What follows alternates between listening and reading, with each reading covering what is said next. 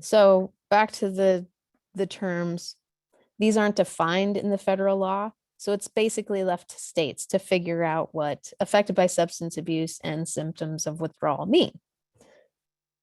Also, just so we're all clear, CARA is just part of CAPTA. So you can talk about CAPTA and you would be also talking about these provisions. Next slide. So because of how these policies are built upon this infrastructure, there's a lot of confusion and a lot of willingness to just use them to reinforce systems of surveillance and punishment, although it's actually not necessary to interpret these laws in that way. So here are some important clarifications about what CAPTA does and does not require. Despite this clarity, we hear from a lot of people who insist their testing and surveillance policies are required by federal law. They're not. So let me just clarify. Does CAPTA create a new definition of abuse related to substance use in pregnancy? No.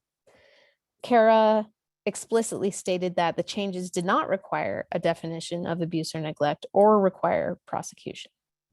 Does CAPTA require all newborns to be drug tested? Absolutely not. It just requires policies for notification when babies fit into these three categories. Does CAPTA require the family regulation system to be involved? No, actually, the focus is just on figuring out if families need support and ensuring there are ways to get it when they do. Does CAPTA say that a positive drug test at birth equals abuse? No, it does not. And again, it does not define abuse. That's left to the states. Next slide. So this slide, and we'll put a link to this in the chat so that you can look more carefully at it. But it's a flow chart developed by a coalition of advocates like yourselves here in Colorado of how CAPTA could be interpreted to best protect families from surveillance and punishment. What this flow chart does is make it clear that infants tracked pursuant to CARA don't have to be put into the system of surveillance and punishment unless there's some additional evidence of whatever the state defines as abuse or neglect. It also illustrates how narrowly tracking data can still satisfy and comply with the law. So for example, we don't need names. We can add up numbers without calling out individuals. These are two key points where advocates like you can resist the power of the family regulation infrastructure. And indeed, there's growing pushback against this, the racism that's built into the system, which my colleague will discuss next.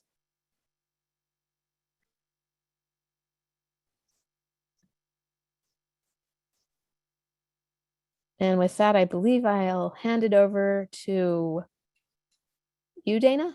Yes. Hi. Thank you so much, Indra. Hi, everyone. My name is Dana Sussman. I am at National Advocates for Pregnant Women. I use she, her pronouns.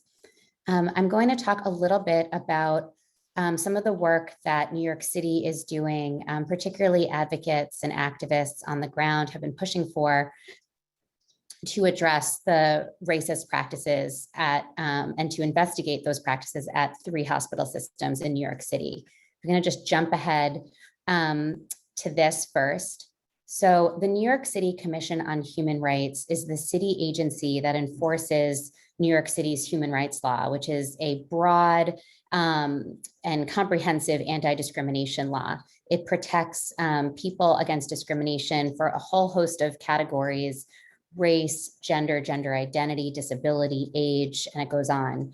And it protects New Yorkers from discrimination in employment, in housing, and in public accommodations. And public accommodations are pretty much any place in the city that is open to anyone for goods and services. Could be movie theaters, libraries, parks. They could be public or private, and they include hospitals and medical centers. And the New York City Commission on Human Rights, having heard from advocates time and time again that hospitals in New York City continue to drug test Black and Latinx families when giving birth, determined that they would use their authority to investigate these hospitals to determine if there was a pattern or a practice of discriminatory drug testing. Again, thanks to the advocacy and the activism and the storytelling of so many of the people on this webinar today, on this teach-in today, the commission launched this investigation in 2020 and chose 3 hospitals, Montefiore, Mount Sinai, and New York Presbyterian, both because of the stories that they had heard about what was going on in those hospitals, anecdotal stories and testimony at different city council hearings, but also because these are 3 major hospital systems that have locations across the 5 boroughs, or I should say, I think 4 of the 5 boroughs, and would give the commission a good sense of what was happening, sort of comparing what was happening in different locations with different patient populations.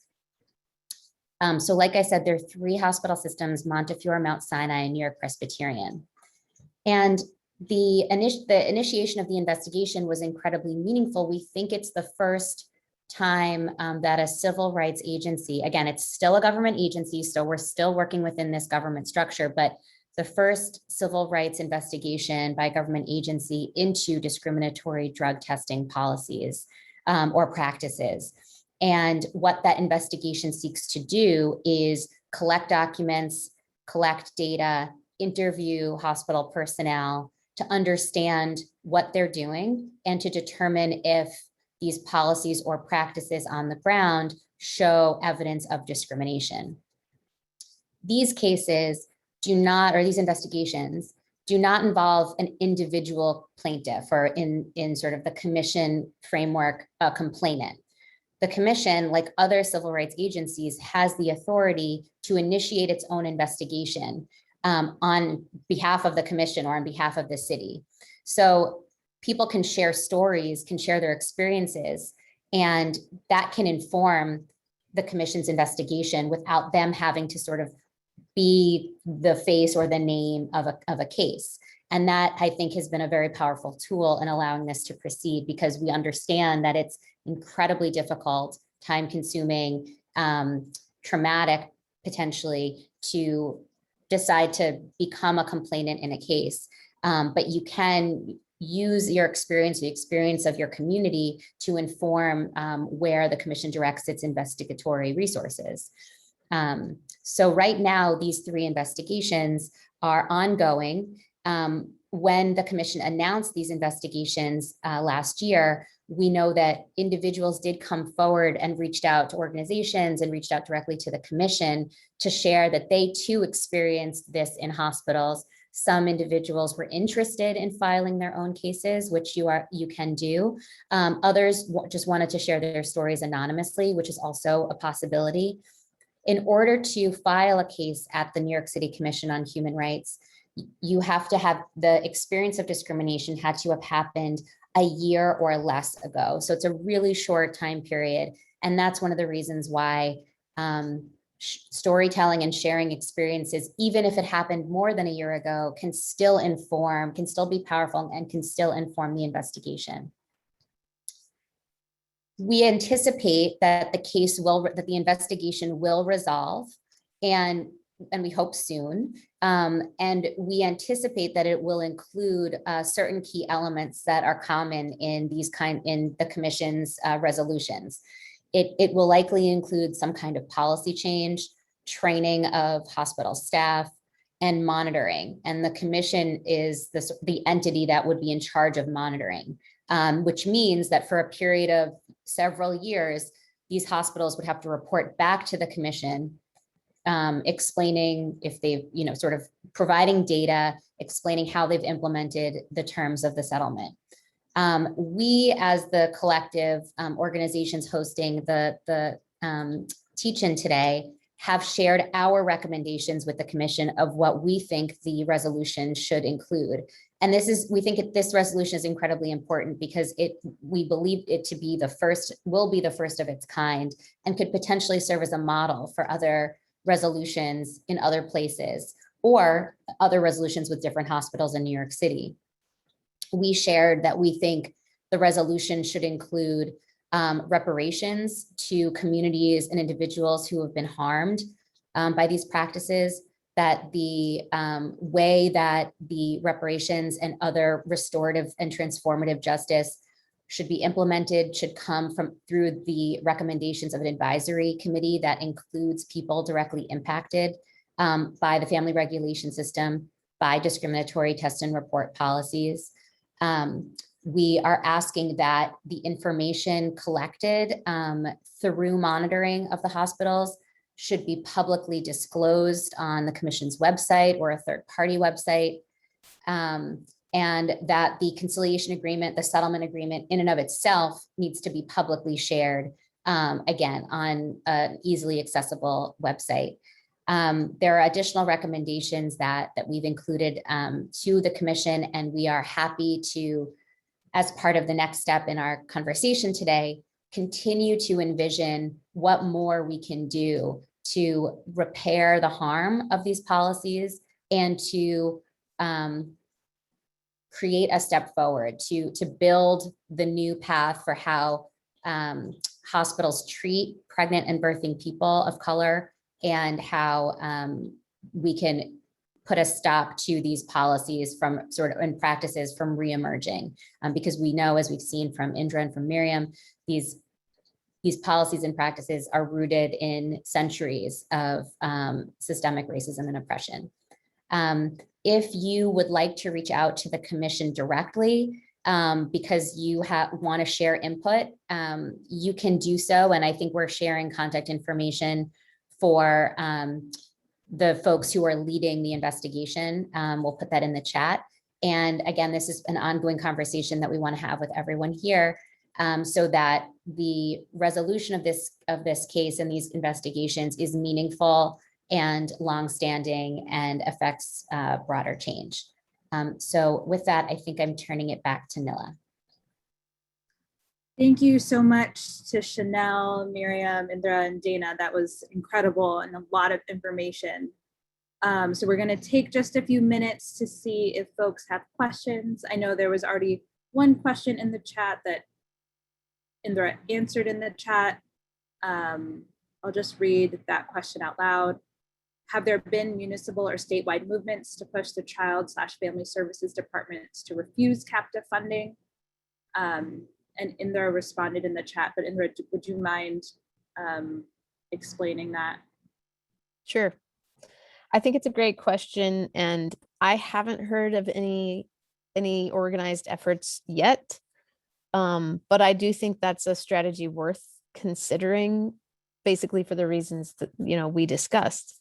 We're also in this interesting funding moment, and I would encourage advocates to get to know what's happening on the funding front in your state, because there's this Family First Prevention Services Act, which for the first time allows Title 4E funding to be used for prevention infrastructure, which theoretically could get closer to some direct benefits for families and certainly community-based strategies.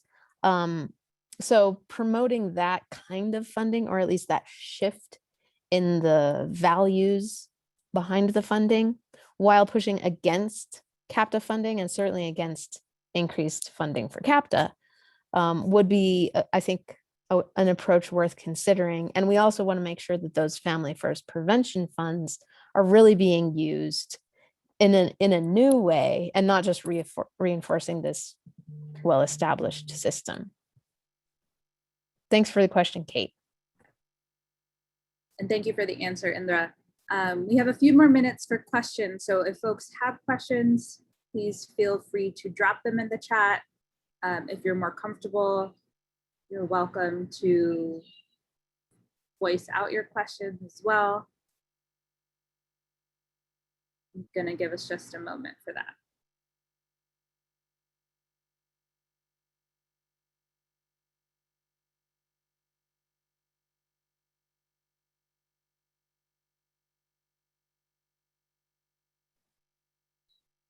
As we wait to see if folks have any questions, I'm going to highlight two things. Oh, we just got a few questions. I was going to highlight the slide you have in front of you. If you or anyone you know are facing reporting harassment accusations by the family regulation system, please visit the site yourfamilyyourrights.org. It has information about your rights, as well as ways to plug into larger community-based grassroots movements. I'm going to shift back to our questions. Nina asked, can you give an example of some of the prevention services you suggested? Indra, I think that might be for you. Sure. And Nilla or Miriam or Dana, if you have ideas, feel free to chime in. But the idea is to resource families before they're engaged with the family regulation system. So it could be childcare, or it could be directly connecting to folks to childcare resources. It could be giving people, essentially access to babysitters, breaks, emergency respite. It could even be, getting kids into, arts programs in their communities. It could be arts programs for families, things that resource and enrich and connect and build relationship for people. And really in this moment, folks are starting to be creative, but also because this is government funding, it takes some capacity to get it. So I think we do need to be vigilant to make sure that the most community-based ideas and efforts get access to these funds. Thank you, Indra. I think go ahead. I think I would also note on the Family First Prevention Services Act that the way that the act is structured, the money that can be used for these prevention services is still going through the state family regulation agent or agency. And that is something to be mindful of, that, if right now the services that can sort of receive this funding are services prevention services that provide parenting skills or like in-home therapy services for parents and children, mental health services, and substance abuse treatment services. And having greater access to those services before a child is removed from the home will likely mean that more children will remain in the home. But I think we also have to be mindful in our organizing, and as Indra said, really sort of creative engagement with this new funding stream to make sure that it's not reproducing the same sort of surveillance and control, just more upstream at an earlier point than as we've seen in the past. And so I think Indra's point is really well taken, that, the Family First Prevention Services Act is new. And so the extent to which communities can get out early and organize to demand that this money be really invested in community-based services and services that actually serve families, as opposed to really are just behavior modification services for the parents, then we could see a sort of perhaps a shift. And then also obviously combining that with a call to really defund the CAPTA. And I think that also one thing we should be thinking about and really organizing around is for money to go directly to communities and not be filtered through state family regulation agents who will simultaneously act as the service provider, but also the prosecutor. So I would just add that, and I'm going to let Dana jump in to address the question about the hospitals. Yes, thank you. That's a great question. The question, let me just repeat it. The question is, are each of the target hospitals privately run? If so, what do you expect will happen with public hospitals? So yes, the three hospital systems that were the focus of this investigation are all private hospitals. And the reason for that is sort of the structural limitations of government. The New York City Commission on Human Rights is a government agency, and its ability to launch an investigation without an individual complainant. Most of their cases involve an individual coming forward and saying, I experienced discrimination and I want to file a complaint. The the cases in which they step in essentially as the complainant to launch an investigation, they are limited in doing so when it comes to other city entities. So if individuals come forward and have experienced discrimination at public hospitals and are willing to file a complaint with the commission can take action against public entities and does so all the time. Other city agencies, not just public hospitals, but other city agencies, as employers, as providers of public services. But in this particular instance, when they initiated an investigation without a complainant, they are limited and unable to do so when it is another public entity. There are other mechanisms by which policy change can be influenced at public hospitals as well through city agencies. But unfortunately, this one is focused on private entities.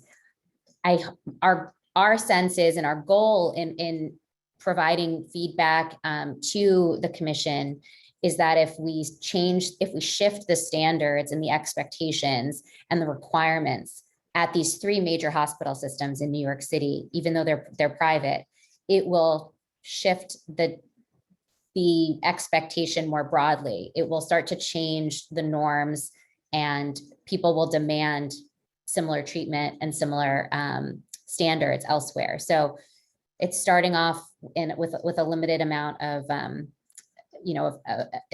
sort of targeted investigation, but hopes to have, we hope it might have a broader impact.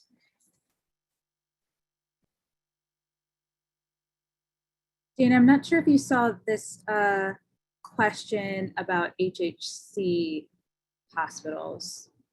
I feel like you started to answer it in your previous answer. Let's see, the question, echoing previous question, what is the status of HHC with regards to their drug testing and reporting policy? Yes, so they announced, and I think some of my colleagues here, maybe Miriam or Nilla, may be able to go into further detail on this, but they had announced last year as well a shift in policy around informed consent of drug testing in hospitals. Of course, this should have always been the thing that they were doing, but they announced that they would not be drug testing without informed consent.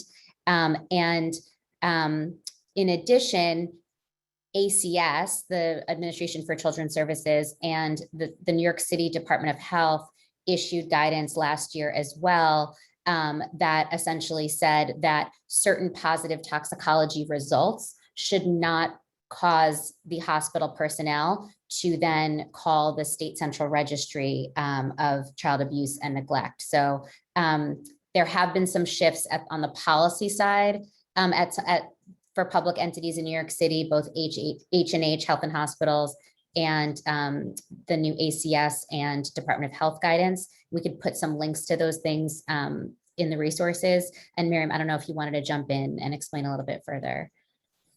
Yeah, just to add, so the Health and Hospitals, New York Health and Hospitals system did, as Dana said, shift their policy. So Health and Hospitals prior to the fall of 2020 actually had a written policy stating that the hospital healthcare providers were supposed to first obtain consent before drug testing a pregnant person. We know from the experiences shared by many people who gave birth and were receiving prenatal care, Black and Latina folks in health and hospitals, that was not happening. So in the fall of 2020, Health and Hospitals shifted their drug testing policy to require written and oral consent from pregnant people before a drug test could be performed. And they also clarified that there should be a medical basis for the drug test. While this shift is a good shift in the right direction, what is notable and very important is that the testing regulations for the hospital do not say anything about newborns.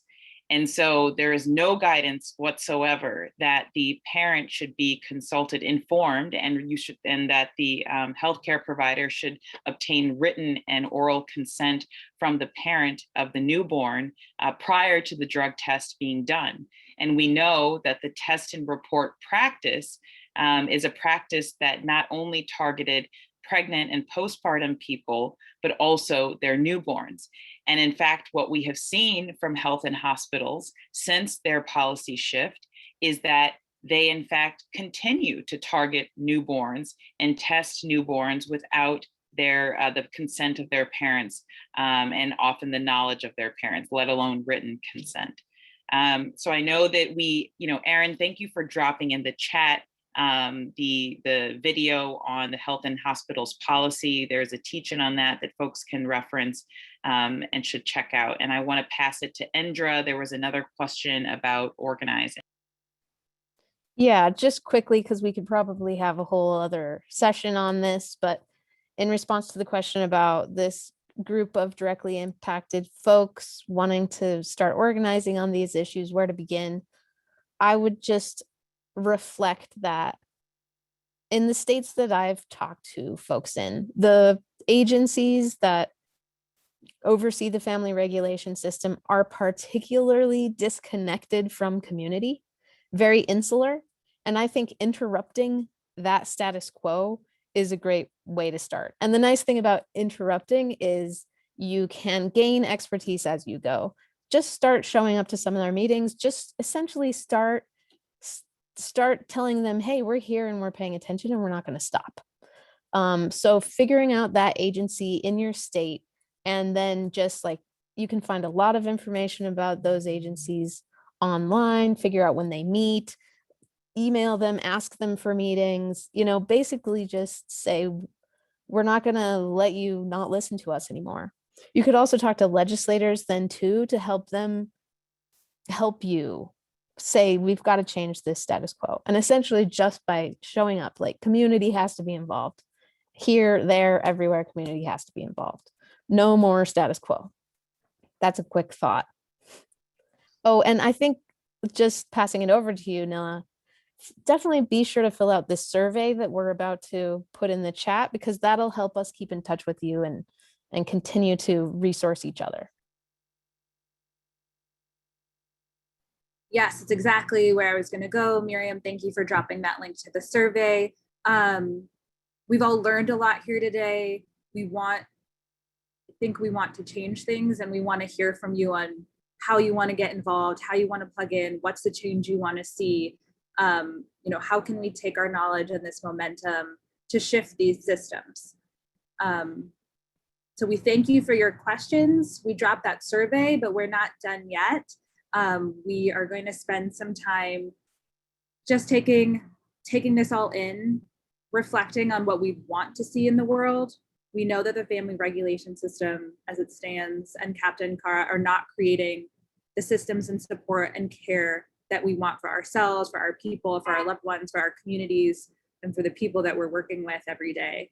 And we think, we're the right people to start creating a new vision for what the world should look like. So that's where we're going to head next. Before we go there, we're going to just take a quick 5-minute break, let's say 1:10. Get your water, get your beverage, use the restroom, whatever you need to do, and come back at 1:10 to start thinking collaboratively together. We will, at the end of that, drop a ton of resources and remind you about the survey one more time. We hope to follow up with all of you by email about that survey, hopefully with a recording of this presentation, as well as those resources that we're going to share, and some of the ones we've referred to throughout this conversation. So thank you for your time. We hope you take a break and join us back at 1:10. Thanks so much.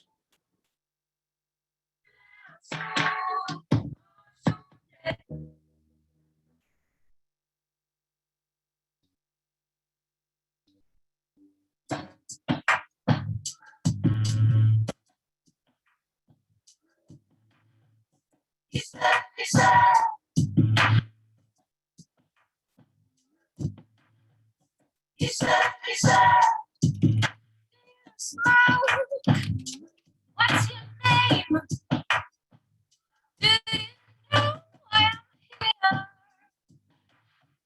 She was innocent, sweet 16.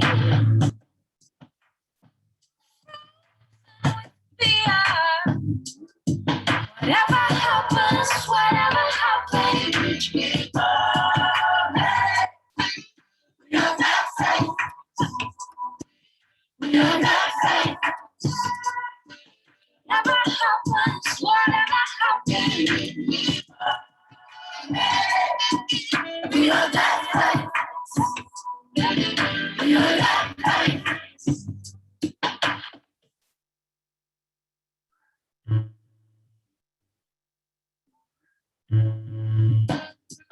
He said, you're not clean. You might deal all the same with that skin. She was with her boots left for dead in the streets. Whatever happens, whatever happens, we are that faith.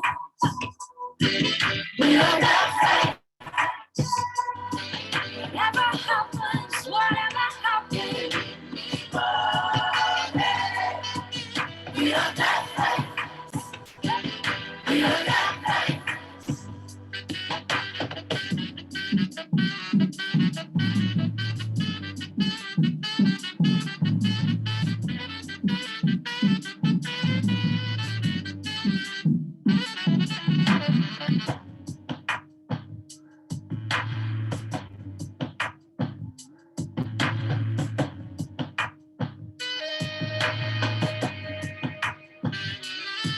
Whatever happens, whatever happens, we are that faith. We are that faith.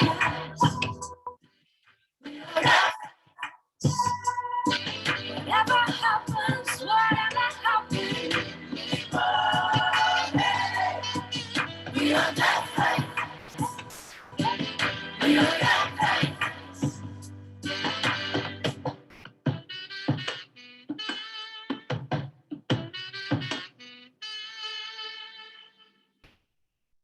Me tocas y me hunden las olas y me hunde la lluvia. Me besas, sueño y miel en mi boca, sueño y miel en la ropa. Ay, recuerda,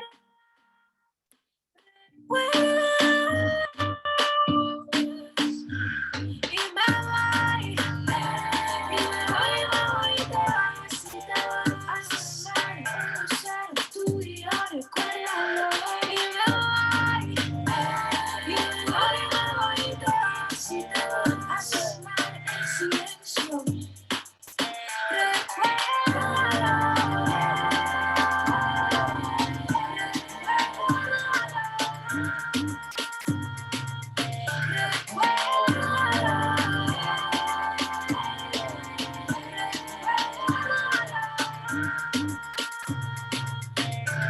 ya no tengo frío, ya no tengo miedo en que no tenga nada. A mí me merece solo y ya no quiero mucho, ya no quiero menos que no pueda. Tampoco quiero luego, sino que tengo poco tiempo. Yo no quiero perder. Tú me hacías falta, jugué. Si no, no caminé. Cualquiera que toma la vida ganó. Quiera que mire fuera. Welcome back, everyone. Thank you so much for staying with us.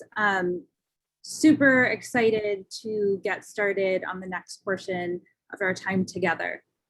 So what we would love to do is, as we're reflecting on everything today, as we're reflecting on the racist history and systems on which are the current family regulation system, the current reporting mechanisms, the current ways money is allocated and taken out of the hands of our communities. As we reflect on that, we want to take some time to vision the world we do want. And I know for some folks, visioning is what you do every day. yeah, I'm gonna drop the Jamboard link. I know for some folks, this is what they do every day. For some folks, it might be a little bit more uncomfortable. So you can think about a new world, or you can also think about experiences that you've had, that loved ones have had, that were positive, that were good, that were loving, that were caring, that were supportive, and experiences and resources you'd want everyone to have ample access to. So with that,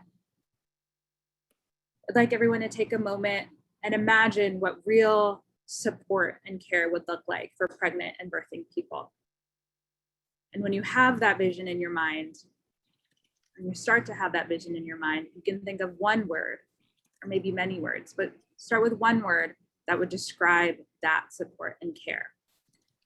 So what you can do is click on the Jamboard link that's in the chat, and that will bring up your own screen. And you'll be able to go to the left-hand side of the toolbar to a square icon that will say sticky note. And you can type your one word in that note and post it on our Jamboard. And then for those of us who maybe can't participate, we are screen sharing that Jamboard onto the Zoom screen so that you can follow along. I'll also be reading out everyone's contributions aloud as we go. But if you have any technical issues or questions, again, you'll click on the Jamboard link that Miriam has shared in the chat and go to the Jamboard yourself and use the sticky note function to share a word. We already have some contributions. We have beauty, we have respect, we have empathetic, we have love, relationships, family, kindness, human, nourishment,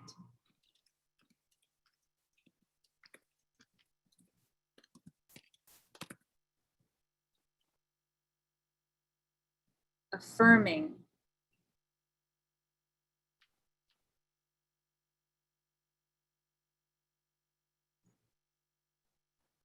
And folks can also feel free to drop their words in the chat if they can't access Jamboard, and one of us will add it. Thank you, Miriam. We also have person-centered, healthy, grounded, ceremonious. We have ceremony and ceremonious. Healing, access,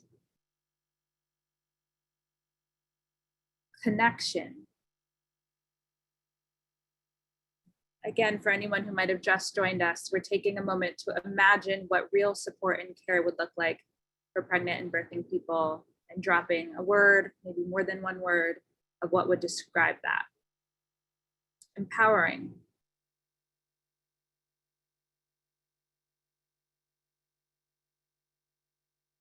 Unconditional love. Ancestral. Community. Thank you so much for everyone's thoughts. This is beautiful.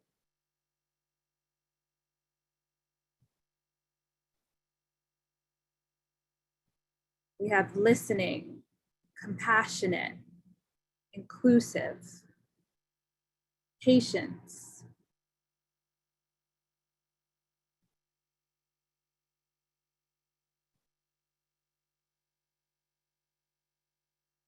and again, we're thinking about how the systems that we have, the systems that are in power, that are dominant, are not giving us these things.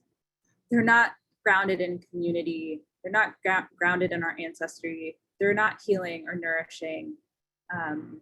That's not what CAPTA and CARA, which were intentional, and I'll share what Miriam shared with us yesterday. Those were choices, as Inda described. Those are policy law choices made based on racist histories and systems and beliefs.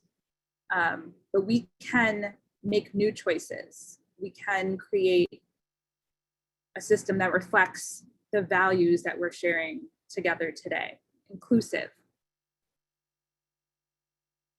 So with that, I'm going to move us, I want to take this energy to our next prompt and question. If everyone can click over, oh, we have flexible, thank you for that.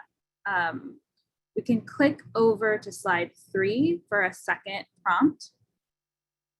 At the very top of your screen, if you're on the Jamboard, you'll see that rectangular icon with numbers, and you can click using the arrow to slide 3. And you'll see this prompt just to continue as we think through what we want, what our alternative vision is, what we want to build together, what we want to build as an alternative to these choices we don't agree with that have landed us where we are today. So to start thinking concretely, where would this care occur? Where in our imagination? And what specific resources? We started kind of talking about this when Indra talked about funding those preventive services, but what specific services or resources do we want to be available for our communities? We already have in a safe space, in the home, in community spaces.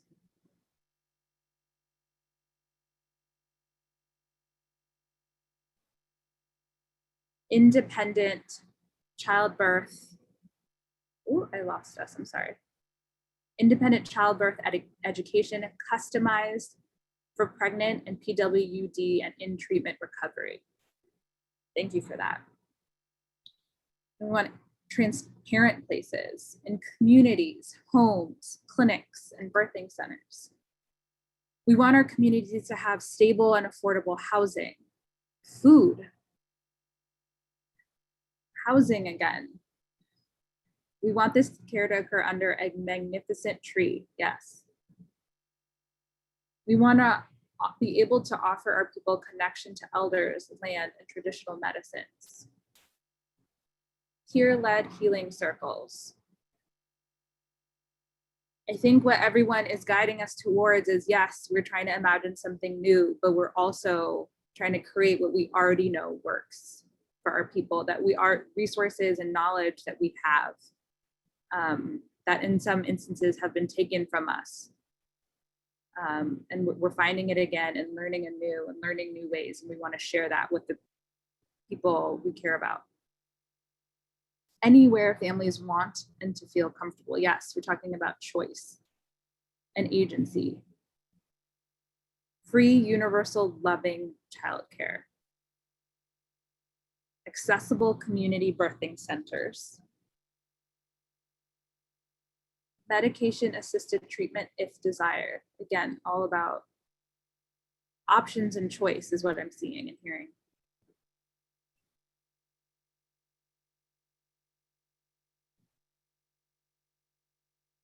This is really beautiful. Thank you for sharing your thoughts.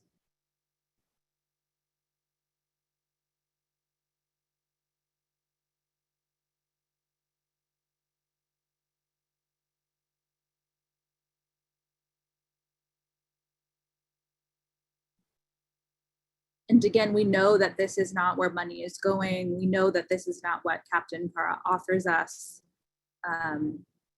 As we learn about the history it's based in, as we learn about the politics and fear mongering and racism that it's based in, we know we need something better. Childcare, less interaction with burnt out staff. Safe consumption sites for people in active use, designed for parents and pregnant folks to access without stigma.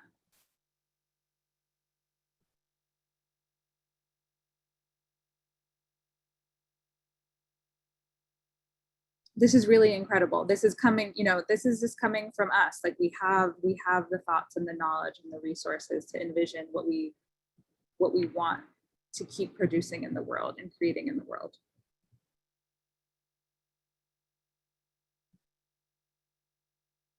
And as we wrap up, I'm going to take us to our final prompt. And again, if you go to the top of your screen and click over to, let's click over to slide 6. I have some stickies from yesterday. And you'll see our last and final prompt. And it's just an extension of the work you've already done with us today.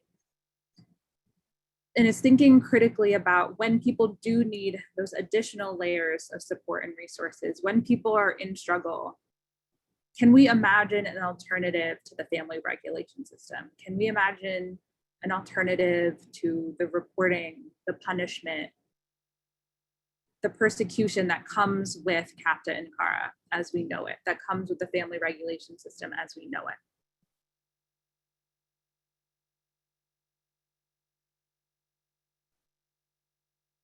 We're asking, what do those alternatives look like? Again, just an extension of what everyone has shared already.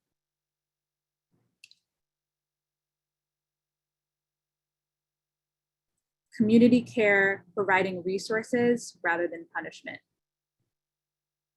Truly confidential support. I love that emphasis on confidential. We know that so many of the supports that folks have access to under the current system, under the guise of CAPTA CARA or under the following of CAPTA CARA, turns into reporting. There's no safe spaces with medical and mental health providers. A phone tree for community-based emergency support. Yes. A community as a village of care for families. It takes a village to raise a child. Skilled helpers who are able to provide quality support. Support the whole family together. Don't separate the family. Fully funded, non-judgmental, no strings attached pregnancy and birthing support like radical midwives, doulas, doctors, postpartum financial support. Universal basic income. Community-wide education about mental health and substance use and how everyone can help. Reprieve homes for children to stay at that are open to parents at all times to be with their children, but also take breaks. Care workers as partners, not cops. This is really incredible. Financial security and support. Individualized resources and support for each situation and family.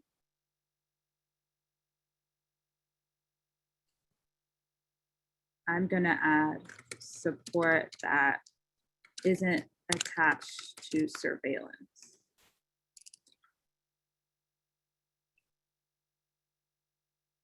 Trauma-informed care. Just gonna check over. In our chat, we have respite care for both parents and children. Utilizing our elders for a reimagined idea of support. We know that so often our elders are our support, and that's so often stigmatized and judged. And so I so appreciate it being put here. We don't want to lose that. Care that tackles the root causes of stress. Yes, and I see that in so many of our answers about stable housing, about income, about food security. Harm reduction education and peer support for parents who use. Hope, yes.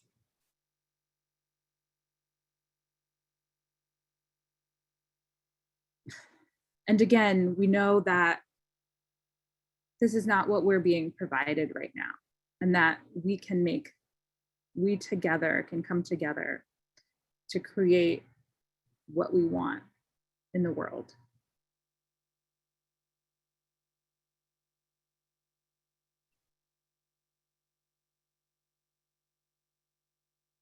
This is stunning. Thank you so much for your time, for your energy, for your thoughtfulness.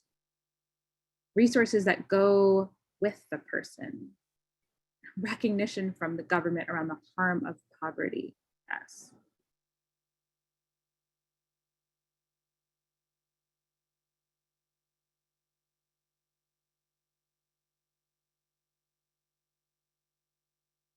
Thank you, everyone. I'm gonna, just for the sake of time, I'm gonna, oh, reparations. Thank you for that. Yes. I know Dana talked a little bit about that. Just for the sake of time, I'm gonna start bringing us back. We want everyone here to take this energy and take this momentum.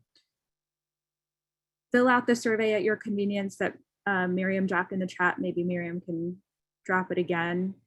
We want to create something new. We want to vision something different. We want to take what we do know already works for people and amplify it, and make sure it's sustainable and accessible to everyone.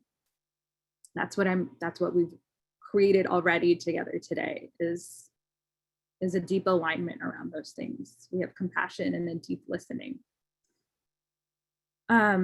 Thank you again. And with that, I'm going to hand it over to Miriam for a litany of resources for you as advocates, as organizers.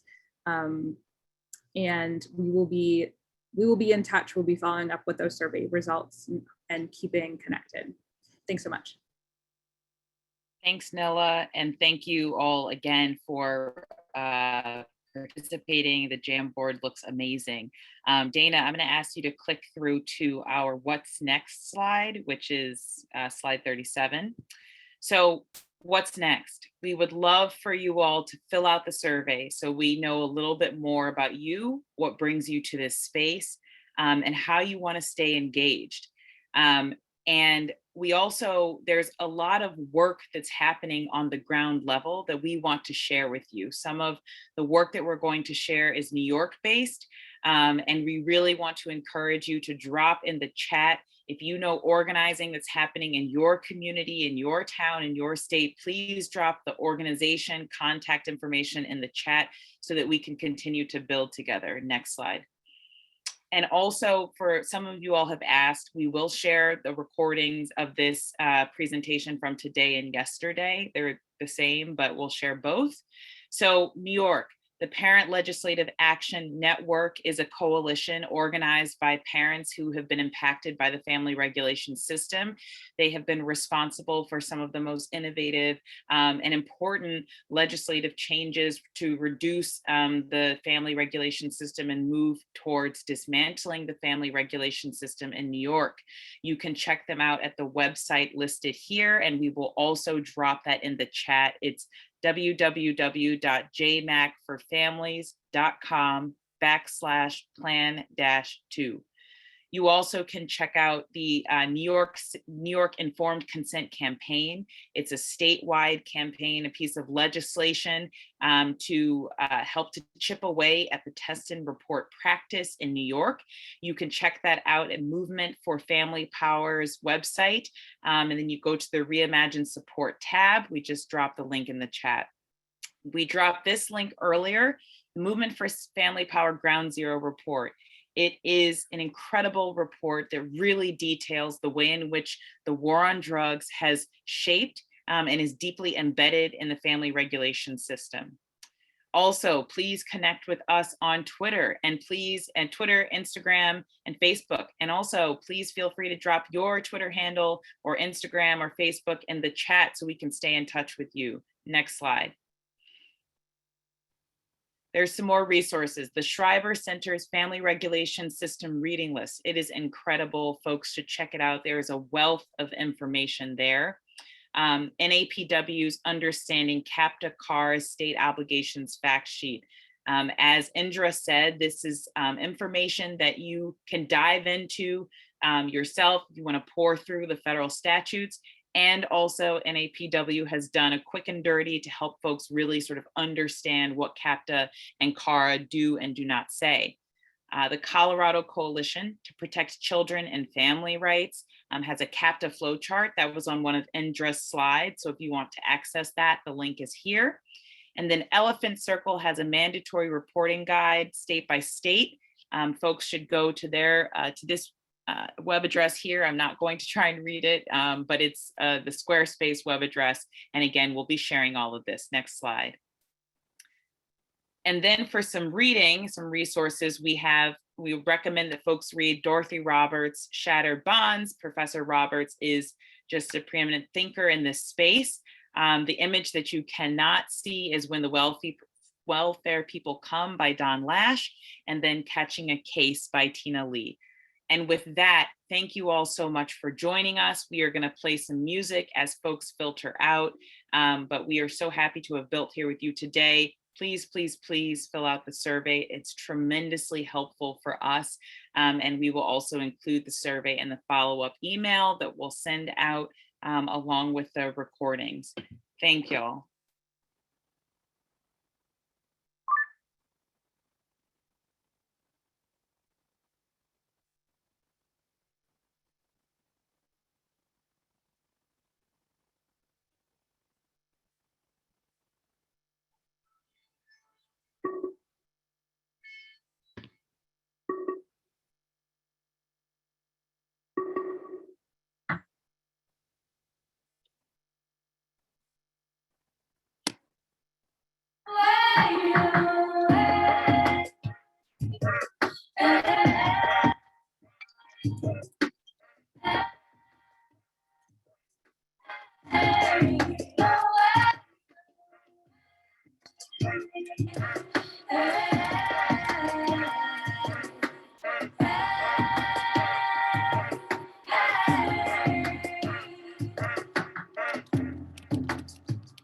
Time is running, though I'm young.